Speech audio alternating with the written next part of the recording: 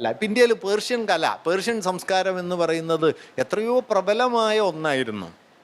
Persia, ഇപ്പോൾ Richard എറ്റൺ എന്ന് പറയുന്ന ഒരു ചരിത്രകാരൻ 12-ാം നൂറ്റാണ്ട് മുതൽ 17-ാം നൂറ്റാണ്ട് വരെയുള്ള മധ്യ ഇന്ത്യയുടെ ചരിത്രം എഴുതുമ്പോൾ ആ പുസ്തകത്തിന് അദ്ദേഹം കൊടുക്കുന്ന പേര് തന്നെ പേർഷ്യനേറ്റ് ഇന്ത്യ എന്നാണ്. കാരണം ദക്ഷിണേന്ത്യയും ഉത്തരേന്ത്യയും തമ്മിലുള്ള വിനിമയങ്ങളെക്കാൾ കൂടുതൽ വിനിമയങ്ങൾ ഉത്തരേന്ത്യയും പേർഷ്യയും തമ്മിൽ അന്നുണ്ട്. പേർഷ്യയിൽ നിന്ന് വന്ന എത്രയോ പാരമ്പര്യങ്ങൾ നമ്മുടെ സംഗീതമായിട്ട്, നമ്മുടെ മിനിയേച്ചർ പെയിൻറ്റിംഗ് ആയിട്ട്, നമ്മുടെ വാസ്തുവിദ്യയായിട്ട് ഒക്കെ നമുക്ക് ഈ മധ്യകാല ഇന്ത്യയിൽ കാണാം. നിങ്ങൾ ശ്രദ്ധിച്ചിട്ടുണ്ടോ? ഇന്ത്യയിലെ പ്രാചീന ഇതിഹാസങ്ങൾ, ഉപനിഷത്തുകൾ ആദ്യം വിവർത്തനം ചെയ്യപ്പെട്ട ഭാഷ പേർഷ്യനാണ്. മഹാഭാരതം ഇന്ത്യൻ ഭാഷകളിലേക്ക് വിവർത്തനം ചെയ്യപ്പെടുന്നതിന് എത്രയോ മുമ്പ് പേർഷ്യൻ ഭാഷയിലേക്ക് സമ്പൂർണ്ണമായിട്ട് വിവർത്തനം ചെയ്യപ്പെട്ടു. റസ്മനാമ ഞാൻ അതിൻ്റെ ഒരു കൗതുകം കൂടി പറയാം കേട്ടോ. മഹാഭാരതത്തെക്കുറിച്ച് ഒരു പ്രഭാഷണ പരമ്പര നടത്തുന്നതിൻ്റെ ഭാഗമായിട്ട് എത്രയെങ്കിലും പഠനങ്ങൾ മഹാഭാരതത്തെക്കുറിച്ച് ഞാൻ വായിച്ചിട്ടുണ്ട്. ആ പഠനങ്ങളിൽ എവിടെയും ഞാൻ ഈ റസ്മനാമയെക്കുറിച്ച് ഒരു പരാമർശവും കണ്ടില്ല.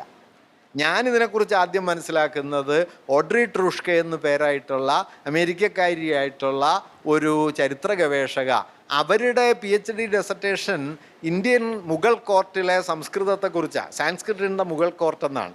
അതിലെ ഒരു ചാപ്റ്ററാണ് അക്ബേഴ്സ് മെനി മഹാഭാരതാസ് എന്ന് പറഞ്ഞ്. അക്ബറുടെ കൊട്ടാരത്തിലാണ് ഈ പരിഭാഷ നടക്കുന്നത്. ഞാൻ പറഞ്ഞത് 100-ലധികം പഠനങ്ങളെങ്കിലും അതിനു മുമ്പ് ഞാൻ മഹാഭാരതത്തെക്കുറിച്ച് വായിച്ചിട്ടുണ്ടെങ്കിലും അതിലൊന്നിൽ പോലും ആദ്യമായി ഇന്ത്യയിലുണ്ടായ സമ്പൂർണ്ണ മഹാഭാരത വിവർത്തനം ചർച്ചാ വിഷയമല്ല. ഇപ്പോഴും ഇന്ത്യയിൽ ആർക്കെങ്കിലും ഇത് അറിയുമെന്ന് എനിക്കറിയാനും വയ്യ. മഹാഭാരതത്തിൻ്റെ ആദ്യ പൂർണ്ണ വിവർത്തനം വന്നത് പേർഷ്യൻ ഭാഷയിലാണെന്ന്. ഉപനിഷത്തുകൾ ആദ്യം പുറത്തേക്ക് പോകുന്നത് പേർഷ്യൻ ഭാഷയിലാണ്. ദാരാ ഷുക്കോവ്.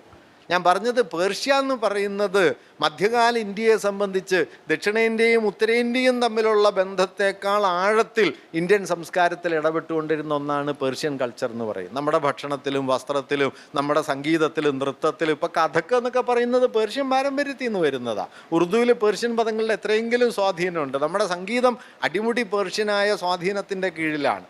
ഇങ്ങനെ കലയുടെയും സംസ്കാരത്തിൻ്റെയും ജീവിതത്തിൻ്റെയും ഭക്ഷണക്രമങ്ങളുടെയും ഒക്കെ തലങ്ങളിലുള്ള ഈ വലിയ ഒരു പങ്കുവയ്പ്പിൻ്റെ ചരിത്രത്തെ, അല്ലെങ്കിൽ സത്താപരമായ ഒരു ബഹുത്വത്തെ നാം നിരസിക്കുകയും ദേശീയഭൂതം എന്ന് പറയുന്നത്, നാഷണൽ പാസ്റ്റ് എന്ന് പറയുന്നത് അത് ബ്രാഹ്മണികമാണ് എന്നത് ഉറപ്പിക്കുകയും ചെയ്തു.